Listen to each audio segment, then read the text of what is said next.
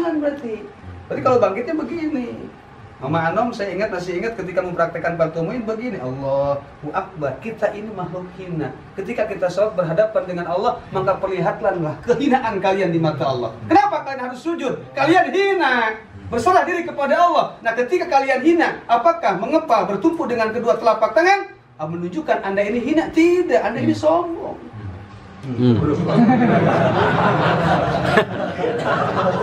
Ini kan sudah pembodohan publik, dicek di kitab mandu nggak ada.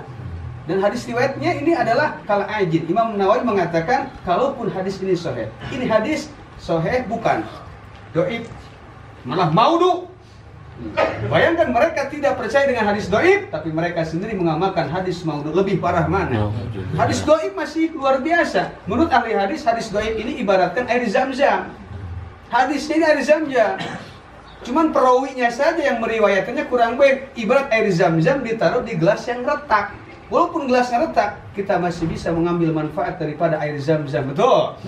Makanya sepakat ulama hadis, maka hadis dhaif hujjatun fil fadail wal manaqib bisa dipakai dalam fadilah akmal atau siarah biografi para ulama.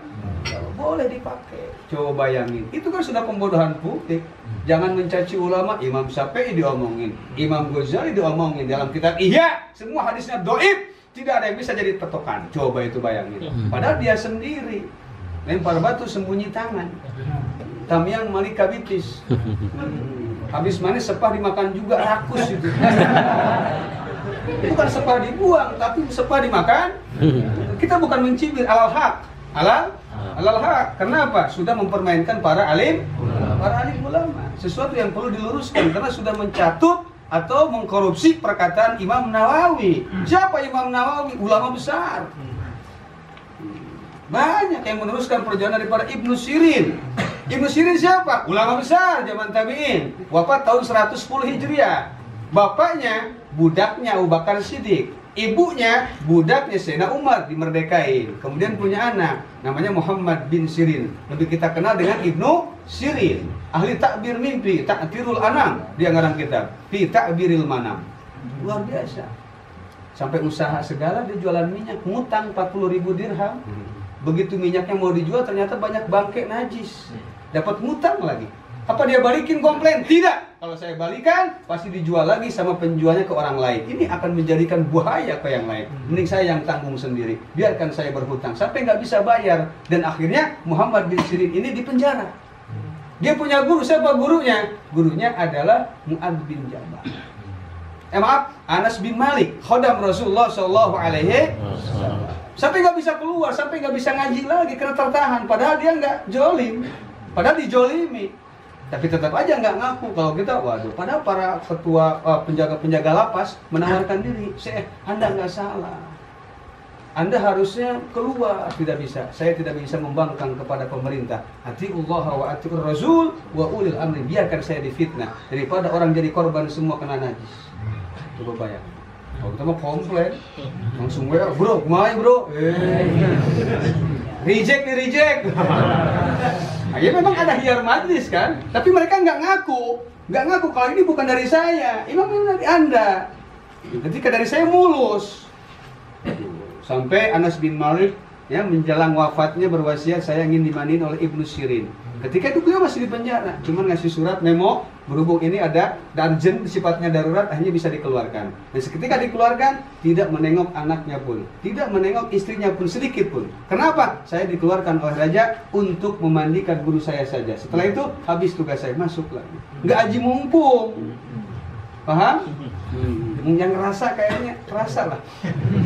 Pokoknya nggak aji mumpung lah, nggak aji mumpung. Kenapa? Ya tugas saya seperti itu. Buat apa? Buat memandikan guru saya doang. Setelah itu ya udah saya balik lagi, kembali ke lapas. Di mana tuh? Sukamiskin, nggak tahu, sejarah nggak mencatat. Tapi yang jelas di daerah Mekah lah, nggak di Bandung. Ya belum ada kan. Sukamiskinnya belum ada. Sukamiskin tapi enak kan, luar biasa itu. Sampai nanti bahaya. Ini bahaya. Kembali kepada konteks masalah kita. Jadi isbal itu kalau memang tidak niat sombong tidak masalah. Imam Buaiti, ya, Imam Buhuti, Kalau di Imam Nawawi, kalau di Imam Syafi'inya Imam Nawawi, kalau di Imam Ahmad bin Hanbal Imam Ibnu Jauzi yang mengarang yang mengatakan wa min khawasi qiraatil muhadditsin itu Hambali, satu masa dengan Imam Nawawi. Nanti sebelah sininya yaitu Imam Tajuddin Subki dari Imam Syafi'i, dari sana Imam Buhuti. Imam siapa? Imam Buhuti. Jadi Pak Isbal saub bi ghairil huyala la syai'a fihi wala ba'sa fihi. Jadi kalau kita memanjangkan atau isbal memakai pakaian melebihi mata kaki, kalau niatnya enggak sombong, enggak masalah. La ba'sa. Dalam kaidah fikih Imam Syafi'i ketika dikatakan la ba'sa, tidak haram, tidak makruh. Berarti enggak masalah. Maaf muskilah, silahkan. Ya. Jadi niatnya jangan Yang parah pakaian di atas mata kaki tapi niatnya sombong. Nah ini gue yang paling benar, gue yang paling sunnah, kapling surga gue udah habisin, kuncinya sama gue. Bahaya ini, bahaya. Mengklaim dirinya sendiri yang paling benar kan, kurang lebihnya mohon maaf. Nah ini kita perkuat makanya akhir-akhir Ahlus Sunnah wal Jamaah. Nanti sesuai dengan keinginan. Jika memang ada pertanyaan silahkan, bukan dari saya merasa hebat, merasa jago, tidak, kita bermusyawarah saja. Namun sebelumnya setiap sesi jeda pertanyaan kita lestarikan peninggalan daripada Imam Asy'ari dan Imam Abu Bakar Imam Abu Mansur Al-Maturidi, yaitu yang lebih kita kenal dengan sifat 20. Wujud kidam maqam halafatul lil hawadisi.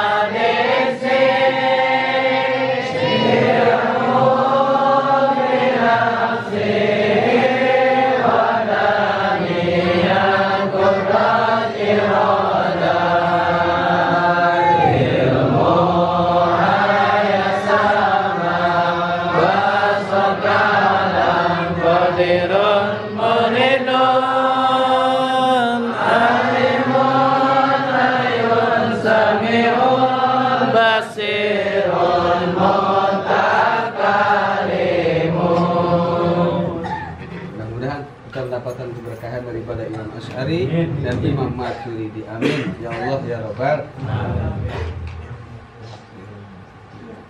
Ini ada pertanyaan. Tahun berapa lahirnya Imam Asy'ari dan Imam Maturidi? Pertanyaannya dua ya. Imam Asy'ari lahir tahun 260 Hijriah. Wafatnya 324. Ada satu pendapat lagi mengatakan 331. Kalau Imam Maturidi secara persis lahirnya tidak ada, tapi di antara kekuasaan Imam Mutawakkil dan 20 tahun sebelum lahirnya Imam Asy'ari, 260 dikurang 20. Nah, berarti kurang lebih yaitu lahirnya tahun 240 Hijriah. Wafatnya lebih enak kita hafalnya 333 Hijriah. 333 Hijriah. Sebelum kelahiran beliau alias Imam Asy'ari dan Imam Maturidi, para ulama ini bermadhab tauhid kepada siapa? Kepada siapa? Tidak bermadhab tauhid, tapi sudah saya jelaskan kemarin pertemuan di bengkel, ya, bahwasanya ini semua hanya berpatokan atau berpedoman kepada yang sudah dibukukan oleh Imam Asy'ari dan Maturidi. Pada hakikatnya tetap madhab fikihnya, madhab tauhidnya berpegang kepada madhabul arba'ah, madhab yang 4. Cuman mereka tidak membukukan, tidak menjelaskan secara detail, secara berperinci. Ya, dari akidahnya Imam Abu Hanifah dibukukan, ditulis dalam kitab At-Tauhid, ditulis dalam kitab Ta'wilu Ahli Sunnah Tafsir Imam Maturidi. Makanya lebih masyhur madhabnya adalah dinamakan madhab Maturidi, padahal ilmunya tetap ngambil kepada Imam Abu Hanifah. Makanya Imam Maturidi kebanyakan diikutin oleh madhab Hanafi. Madhab Hanafi, Imam Maturidi. Jadi bermadhabnya tetap kepada madhab yang 4. Cuma hanya istilah saja yang mempopulerkan. Kan saya sudah bilang, As-Shogiri ini sudah ada di zaman Jayakarta. Cuman dipopulerkan oleh guru kita Syekhuna, betul? Majlis Taklim As-Shogiri kayak yang baru, tidak. Kan saya bilang bahwa Asy'ari Maturidi tidak membuat madhab baru, hanya meneruskan dan membukukan. Seperti halnya ilmu tasawuf. Yang membukukannya itu Syekh Junaidi Al-Baghdadi. Tapi yang pertama menemukannya adalah Imam Dinun Al-Misri, yaitu muridnya Imam Malik bin Anas, pendiri daripada madhab Maliki. Ya, semoga bisa mencerahkan yang bertanya. Yang kedua, punten, ya saya hapunten. Nyuhunkeun keterangan anak nembe pupus diantosan di makam. Antosan memang ngaca Quran teh. Sareng keuntungan anak bagi mayit sebelum 7 langkah. Punten nyuhunkeun keterangan. Mayit nembe pupus, ya di mana aya mayit hidup enggak? Antosan di makam. Ada bisa nerjemahin kayak. Sareng keuntungan anak bagi mayit sebelum 7 langkah. Teu aya, maksudnya aya teu gitu mah ya. Dibulak teu. Kita sering disebut kaum kuburiun. Ya saya bilang kita itu dipanggilnya sarkub, sarjana kuburan. Ya ini kayaknya jago mantek dibulak-balik dia. Saya yakin ini pertanyaannya beginilah kurang lebihnya ya. Gitu, minta penerangan, minta pencerahan, ada mayit baru meninggal. Ya, kalau memang ada mayit dikabarkan dalam surat kabar bahwa 7 mayit melarikan diri dari rumah sakit PMI.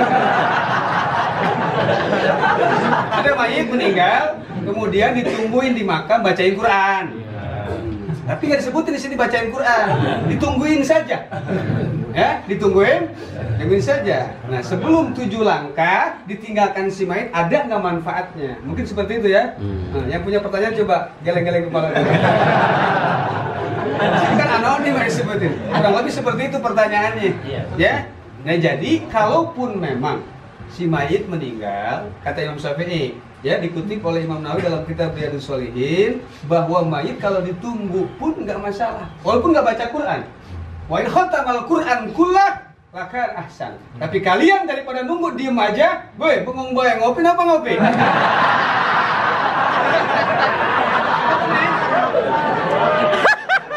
Daripada diem aja, kalau kalian mengkhotamkan Al-Quran, mengkhotamkan Al-Quran, nah, lakan ahsan itu akan lebih baik daripada ketimbang bengong baik. Mendingan baca Quran, karena asal itu lebih baik. Makanya tradisi di Sita, maka dikatakan nanti ada camping di makam selama 7 hari. Imam Syafi'i tidak pernah melaksanakan. Anda tidak paham pemahaman persepsi daripada Imam Syafi'i. Imam Syafi'i mengatakan jika Anda menghatamkan Al-Quran itu lebih baik. Inilah mereka tidak diberikan pemahaman yang tersirat. Begitu. Imam Syafi'i tidak pernah tahlil dengan apa? Ngapain Imam Syafi'i mengatakan al bid'ah bid'atani? Itu sudah include paket hemat. Gak usah beli tes sosro, ada itu. Ya kan? Nasinya ada, sayapnya ada, tes sosro itu 18.000. Imam Syafi'i tidak menyebutkan hal-hal yang baru. Cukup dengan al bid'atu bid'atani. Mahmudah, madmumah, cukup. Mana dalilnya? Itu dalilnya. Dasmu peyang. Ada manfaatnya? Ada. Walaupun nggak baca Quran. Walaupun nggak baca Quran, ada manfaatnya. Nungguin mayit. Tapi daripada bengong baik, mendingan Haji. baca Quran.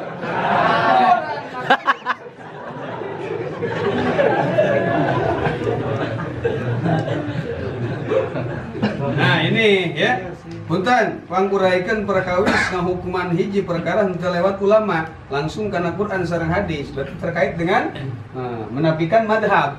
Ya tolong jelaskan bagaimana kalau kita kembali kepada Al-Quran dan hadis tanpa melewati daripada alim ulama. Saya sudah bilang tadi, ketika ada orang yang sudah mengajak kepada Al-Quran dan hadis, dalam fisiknya seakan-akan baik kembali kepada Al-Quran dan hadis. Ya, kembali kepada Al-Quran dan hadis. Walaisu minhum. Justru kita kalau kembali kepada Al-Quran dan hadis, ini akan menyesatkan kita. Yang jadi kita pertanyaan, apakah Imam Syafi'i, apakah Imam Hambali, Imam Maliki, Imam Hanafi tidak mengikuti Al-Quran dan Sunnah? Sudah saya bahas juga di Pakauman bahwa Imam Syafi'i disanjung oleh Imam Ahmad bin Hambal. Nah, ya, tidak ada manusia yang lebih mengikuti sunnah dan Quran ketimbang Imam Syafi'i. Maka ketika kita mengikuti Imam Syafi'i, sudah jelas kita mengikuti Quran dan hadis. Dan tidak mungkin kalau kita langsung memahami Al-Quran, memahami hadis, karena kita bukan ahlinya. Syarat ijtihad ada. Nanti dalam kitab Barikoh Mahmudiyah, syarat untuk menjadi mujtahid ada. Ya, nanti ada. Dan sudah saya katakan juga, insya Allah ini pertanyaan sudah sedikit dijawab, dan kebetulan sudah saya bukukan dulu fatwa-fatwa seputar safari dakwah. Nanti insya Allah mudah-mudahan Allah segera merilis dan memberikan kesehatan dan kekuatan. Ini sudah ada ya, yang berkaitan dengan sarang ulama nu kada dituturkeun nu kumaha hatur nuhun. Ulama yang harus diikutin adalah ulama ahlus sunnah wal jamaah. Manhum ahlus sunnah sudah dibahas juga. Siapa itu ahlus sunnah wal jamaah? Ulama yang ikutin madhab yang 4 ya dalam fikihnya, ulama yang ngikutin Asy'ari atau Maturidi, ulama yang ngikutin Syekh Junaidi al-Baghdadi. Ketika ulama itu ilmunya pintar luar biasa, ngomongin orang yang tadi saya sebutkan, mencaci Imam Junaidi, mencaci Imam Asy'ari, mencaci Imam Maturidi, mencaci Hanafi, Maliki, Syafi'i, Hambali, walaupun ilmunya luar biasa, saya kira gitu kan, Imam Ali Jum'ah mengatakan yang membenci ulama adalah bukan ulama. Itu hanya adalah pengakuan sepihak alias bertepuk sebelah tangan. Ulama yang seperti itu jangan jangan diikuti. Jadi yang mana harus diikutin? Ulama yang pegang teguh kepada ahlus sunnah wal jamaah. Jangan satu perbedaan membuat Anda menjadi pecah belah umat. Ya, kita seiring berjalan, kita satu sama membawa bendera la ilaha illallah Muhammadur Rasulullah. Ya. Apa itu ilmu tasawuf? Ilmu tasawuf yang sudah dijelaskan juga, ilmu mensucikan hati, membersihkan jiwa. Ya. Apa itu tasawuf? Membersihkan hati, pensucian jiwa. Jika jiwa Anda sudah bersih, jika hati Anda sudah suci, Anda sudah mengikuti ulama tasawuf. Seperti yang sudah dikutip oleh Imam Ibnu Qayyim dalam kitab Madarijus Su'un. Tasawuf sejatinya adalah akhlak. Ketika Anda sudah berakhlak, Anda sudah sampai ke puncak ilmu tasawuf. Hati Anda sudah bersih, Anda belum mengikuti ilmu tasawuf. Iri, dengki, hasud, takabur, riya hilangkan. Tapi di surga nanti aman. Wa naza'na ma fi sudurihim min ghillin ikhwan. Jadi kesimpulan apa itu tasawuf? Ya, apa itu sufi? Nah, sufi itu orang yang sudah menjalankan ilmu tasawuf. Namanya sufi. Kalau orang yang ngakunya sufi tapi dia pekerjaannya nonton terus, berarti sufinya suka VCD.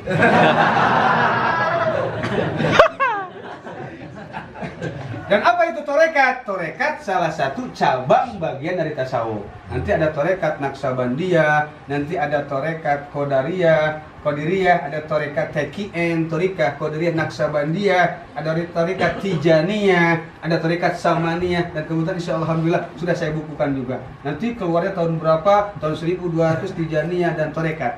Dan tapi saya anjurkan ketika kalian belum full ilmu tasawuf, belum hebat ilmu fikih, tolong kalau bisa jangan dulu masuk torekat. Nanti apa? Takut salah jalan. Bukan torekatnya yang jelek, tapi andanya belum siap. Bukan Qur'annya yang jelek, Anda tidak bisa memahami Al-Quran.